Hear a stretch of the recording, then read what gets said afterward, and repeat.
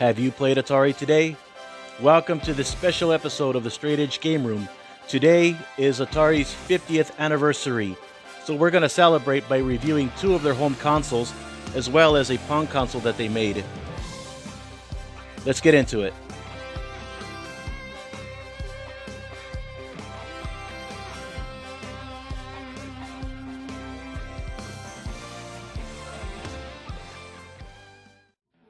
Let's start off with the Atari 2600, also known as the VCS, as you see right there on top of the cartridge slot. This model is wood grain, and it's very much like the original model that came out in the 70s. It's essentially the same hardware, the same components, except mine has 4 switches on the front where the original had 6, which is why the original 6 switch is called the Heavy Sixer. But those 2 switches are not absent from this model. They're just moved to the back, right here.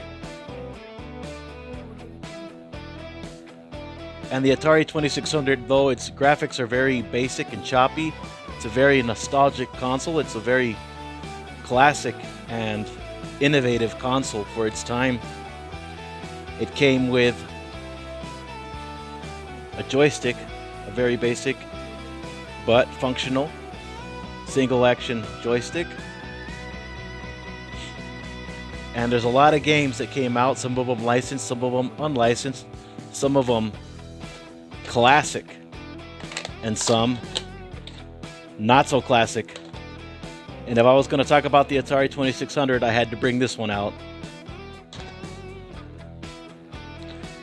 And the Atari 2600 has a drawback concerning its video output. It's only coax. It came with a box where you screwed into the TV, but get yourself one of these, a female phono to a male coax, and eliminate the use of that box entirely. And there are other types of games that came out. Some of them used the joystick controller, like Yar's Revenge, and some of them used, oh, hold on, let me get it, the paddle controllers. Come here. Games like Warlords used the paddle controller. And there was also the driving controller. The difference with the driving controller and the paddle controllers is that these share a plug, where the driving controller has its own plug. Please pardon the wires. And you use the driving controller for games like Indy 500. So be sure to pay attention to the type of controller it says to play on the cartridge itself. But when they started re-releasing some of these games, they didn't even have the courtesy to tell you what controller to use. So remember, if you get Indy 500, which is very cheap and affordable to find, use the driving controller. If you get games like Breakout, you want the paddle controllers. Another thing I gotta point out about the Atari 2600 is how you insert the cartridges. They went in backwards like this, with the label reading like that. Many of you, if you were used to the NES or the Sega Genesis or any other game console that postdates the Atari 2600, you would have thought to put it in like this. Some of us have that habit, but with the Atari 2600, it's just the other way. And they fit snugly into the console, almost like a little 8-track popping out of the console.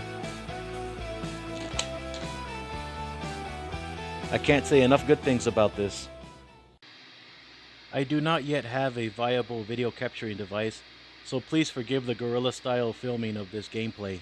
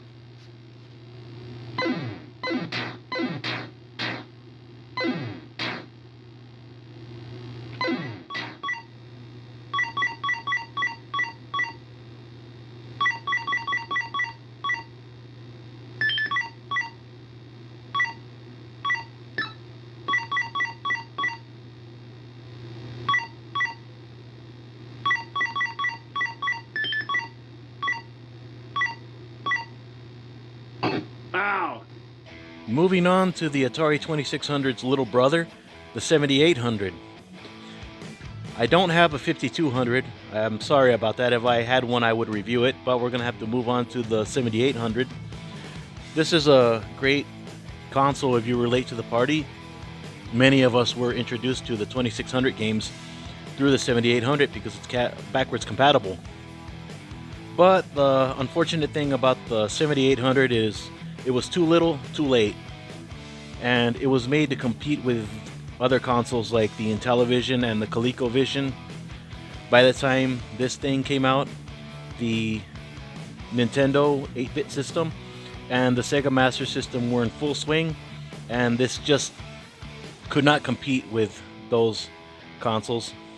Even though it had its own library of games with better graphics than the 2600, and some of them had better sound, but it depended on the game you got, because the sound chip that's present in the 7800 is the exact same one in the 2600. So most games used the 2600 sound chip, but games like Ball Blazer had the Pokey sound chip inside of the cartridge, which made these cartridges more expensive to make, but it had a wider range of sound and music. And as I said earlier, oops, sorry for hitting the camera, the graphics were a bit better than that on the 2600, but the gameplay wasn't necessarily any better. And they pop in just like the 2600, but oops, come on out, and sure has an alligator grip on these 7800 games. But don't try shoving this in a 2600 console. It won't fit and you'll end up breaking stuff, so please don't do that. And the great thing about the Atari 7800 is every functionality that I've mentioned in the 2600 is present in this. Those difficulty switches are right here, and the controller ports are in the front this time. You got your select button right here, your reset right here, your power, your pause. Pause was on the console itself, just like the Sega Master System, and it plays all the 2600 games. Well, I should say most 2600 games, and all the accessories that you used in the previous console will work on the 7800 as well. Even this great controller. The lousy thing about this is, I've already mentioned this in the video, was this horrible controller we got in the United States. The Atari 7800 Pro Line controller. And I call this the carpal tunnel controller, because if you're playing games like Double Dragon, switching from punching and kicking, you're just going to make your hand really sore. I've said that already, but for those of you who didn't see that video, that's the lament you're going to have with this console, is this horrible controller. The Sega Genesis controller, which will work for a lot of the 7800 games, I've said it earlier in the video on the 7800 controller, it will work for games like Miss Pac-Man, but it won't work for Double Dragon. But now that we're here, I may as well talk about this great third-party accessory you can get for the Atari 7800. The Seagull 78. This, by Ed Ladden, is a great thing to have if you have the Atari 7800. They're not terribly expensive. You can order them through Ed Ladden. Ed Ladden is not sponsoring this video, but I just want to let people know about this great accessory which plugs into the front of the console. And in here, you plug in your Sega Genesis controller, and now games that you couldn't play, like Double Dragon and F-18 Hornet, if you want to play that game, are now accessible to you with a Sega Genesis controller. And that's a far more comfortable way to play games on the 7800 than this horrible thing. So, yeah. If you have the Atari 7800, be sure to hunt out the Seagull 78 by Ed Ladden. It's a great product. As I said earlier, they are not sponsoring this video, but I cannot stress enough that this is a great product for the 7800.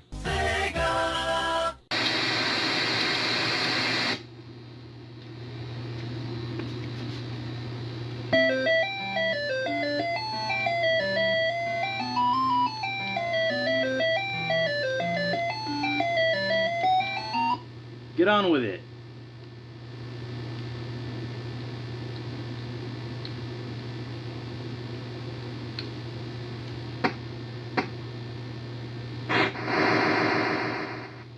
Okay, I think I'm the white guy. Get out of my way.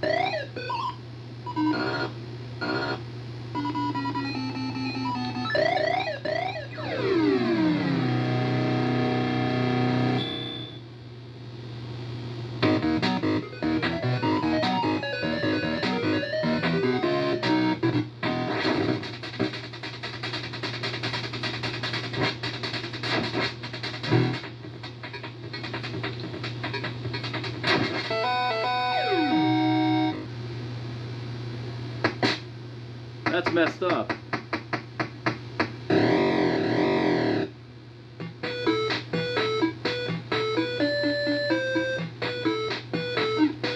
Walk into my fist. Walk into my boot. Oh, come on.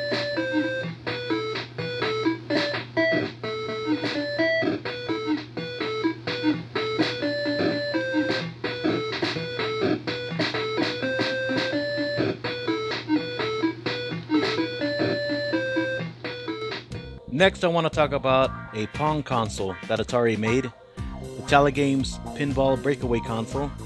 It was made for Sears, but if you look on the back of the console, right here, manufactured by Atari. And I believe there's another one that has Atari stamp all over it. But regardless, this was made by Atari, and being a Pong console, it took, oh mercy, 6. Uh-oh. We're gonna have to change those batteries. It took 6 C batteries. Well, as you see, I needed to take this thing apart and clean it up. That's what happens with consoles this old, is that the batteries will sometimes bust inside of them and they'll leak and cause this. So I'm going to clean this up with alcohol. And if there was any doubt that this is an Atari console, there you go. Well, sadly, this metal piece rusted out and it broke off the power switch in the game console. So it will power on,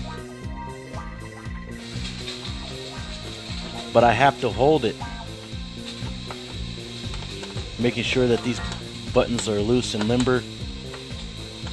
That feels a little stiff.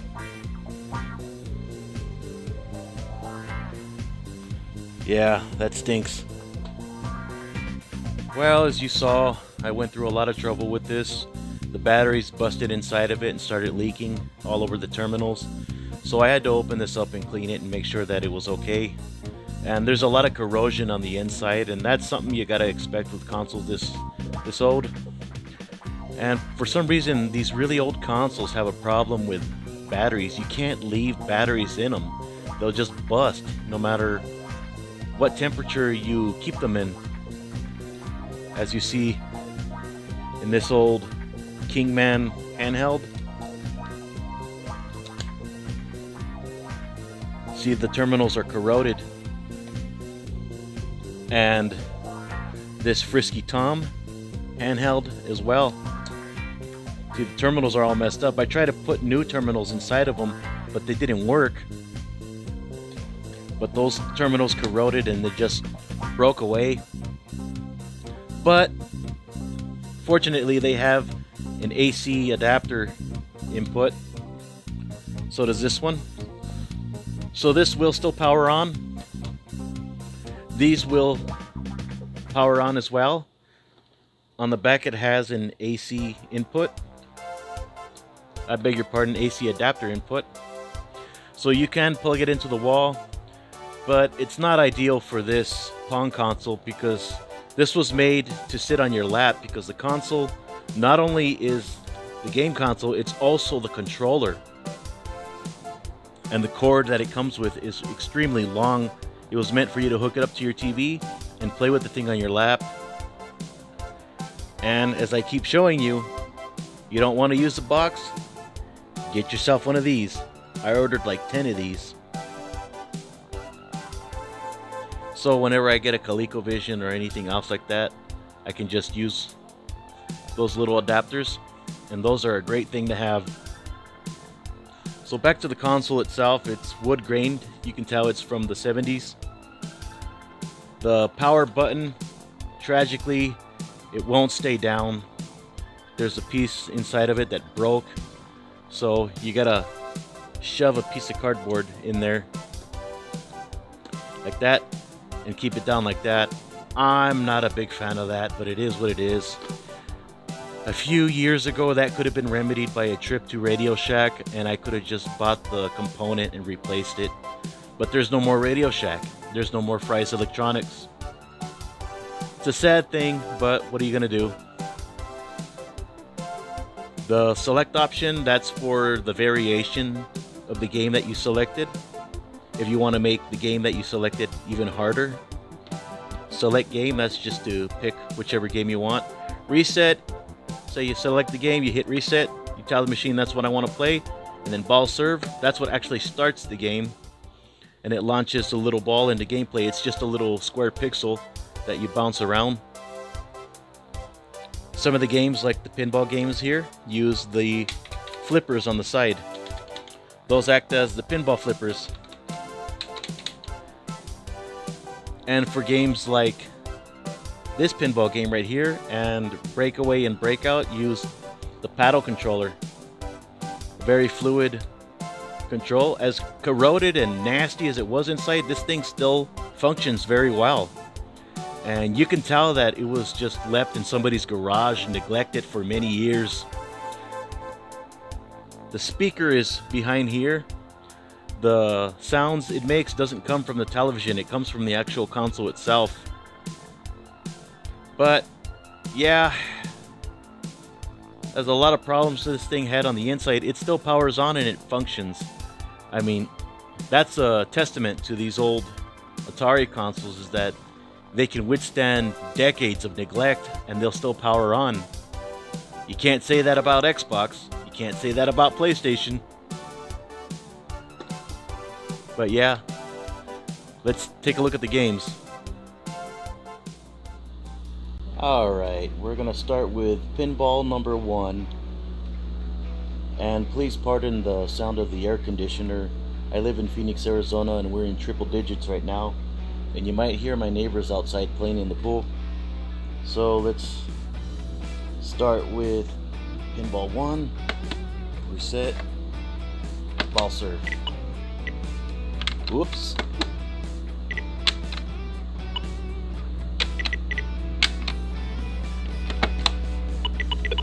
I stink at this game.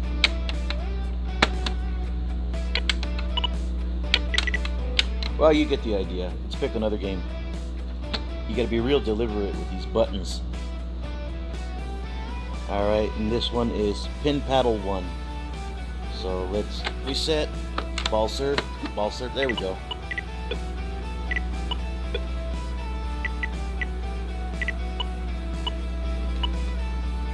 As I said, the sound doesn't come from the TV, it comes from the actual console. Bear with me. So pin paddle is much of the same, except with a paddle control instead of the flippers. Alright, another game. This one is Pinball 2.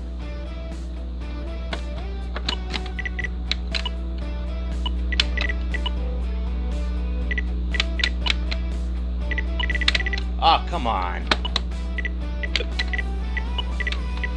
Well, whatever. That's Pinball 2. This one is Pin Paddle 2. Reset.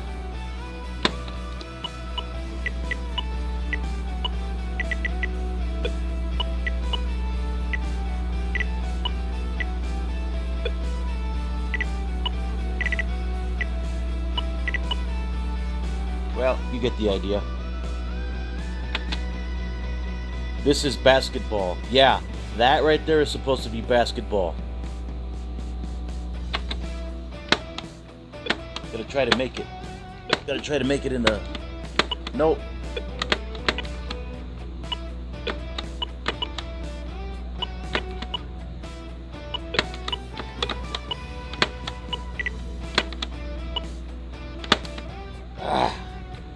It's a lot harder than it looks.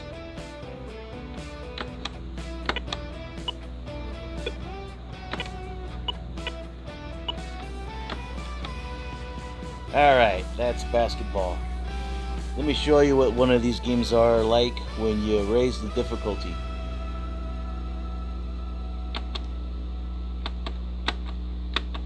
Oh, it only goes up to difficulty 4? Alright, let's see. And we got a smaller flipper this time. Or paddle, I beg your pardon. Yeah, we're not gonna make it.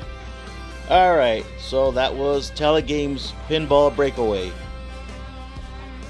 Well, I put this thing back in its box. The battery terminals don't work on it anymore, so I had to use the ATARI 2600 power adapter to play this thing.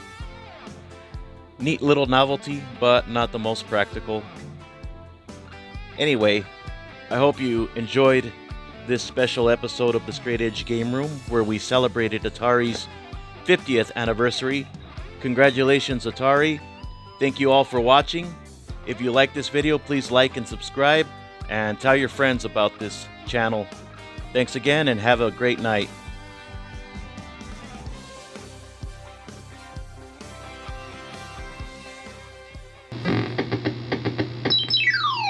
Good grief, no wonder people hate this game so much.